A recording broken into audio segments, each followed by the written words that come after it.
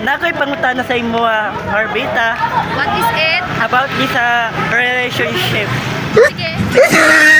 Before we start, one, pag-shout out. Shout out si Hanush Baclar! Shout out ni mo Henrich Bangkilar, nasuko na si Kuan. Bangkilar.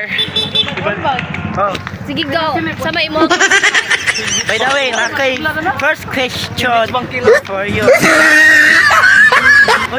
Unsay na feel nimo sa relationship ni Henrich? Boring! Pag-explain naman. Why? Sakit ito sa kating-kating. Why? Ay, Sumbong na to. ano ako, God? Opposite ko nga pagkatao. Ay, sumbong na to. Why? Best friend na best lagi head. Why boring? Sumbong na to. Sakit Dili, Explain. ang tinood, ana. Ay, sumbong I na love to. him so much. Okay, Pag opposite. moingon kog boring, opposite na siya, it means dili siya boring. No, pinag-inay mo siya dahil nalabi mo siya. Ay, sumbong ito na. Argument. Di ba? Tingnan si Dre, kay gingon niya, kay love ni mo si Henrich. Pero gingon ni mag-boring. Paki-explain.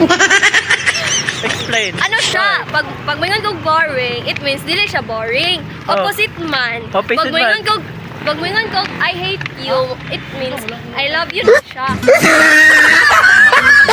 Ano na meaning? Normal na siya. I don't know. Yes, Okay. thank you. By the way, naka-feel ka sa yahan, gugma or wala? Wala! Okay, mo. Wala yun! Wala lang. Ay, again, opposite. Opposite daw. Ganun ba wala magkaka-feel?